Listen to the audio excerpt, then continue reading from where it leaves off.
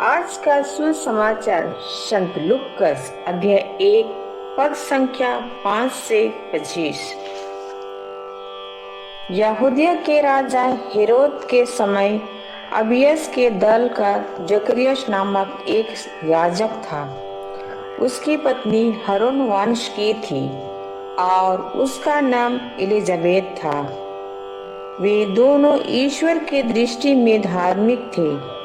वे प्रभु की सब आज्ञाओं और नियमों का निर्दोष अनुसरण करते थे।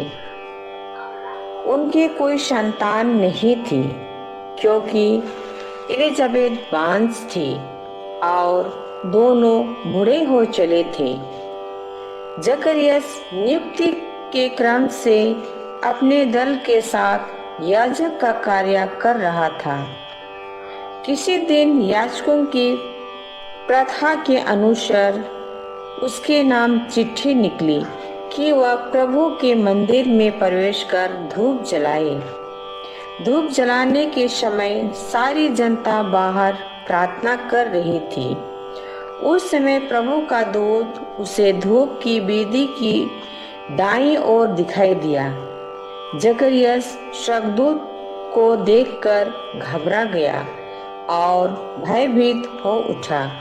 परंतु स्वर्गदूत ने उससे कहा, जकरियस डरिए नहीं, आपकी प्रार्थना सुनी गई है। आपकी पत्नी एलिजाबेथ के एक पुत्र उत्पन्न होगा। आप उसका नाम यूहन्ना रखेंगे। आप आनंदित और उल्लसित हो उठेंगे और उसके जन्म पर बहुत से लोग आनंद मनाएंगे। वह प्रभु की दृष्टि में महान होगा। अंगूरी और मदिरा नहीं पिएगा। वह अपनी माता के गर्भ में ही पवित्र आत्मा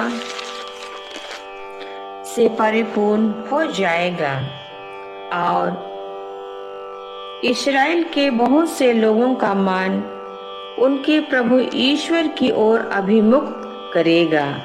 वह पिता और पुत्र का मेल कराने, स्वेच्छाचारियों को धर्मियों की सद्बुद्धि प्रदान करने और प्रभु के लिए एक सुयोग्य प्रजा तैयार करने के लिए एलियस के मनोभाव और सामर्थ से संपन्न प्रभु का अग्रदूत बनेगा। जकरियस ने स्वर्गदूत से कहा, इस पर मैं कैसे विश्वास करूं, क्योंकि मैं तो बूढ़ा हूं और मेरी पत्नी बूढ़ी हो चली है। स्वर्गदूत ने उसे उत्तर दिया, मैं गब्रिएल हूं, ईश्वर के सामने उपस्थित रहता हूं। मैं आपसे बातें करने और आपको यह शुभ समाचार सुनाने भेजा गया हूँ। देखिए, जिस दिन तक ये बातें पूरी नहीं होगी उस दिन तक आप मौन रहेंगे और बोल नहीं सकेंगे, क्योंकि आपने मेरी बातों पर जो अपने समय पर पूरी होगी विश्वास नहीं किया।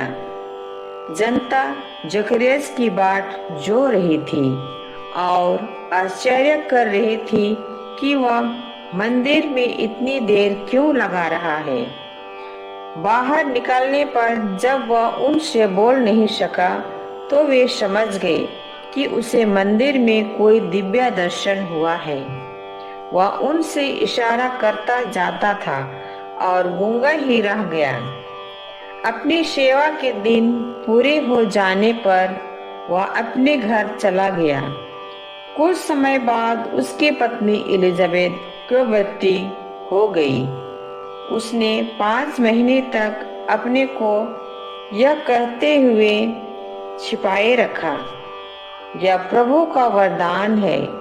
उसने समाज में मेरा कलंक दूर करने की कृपा की है।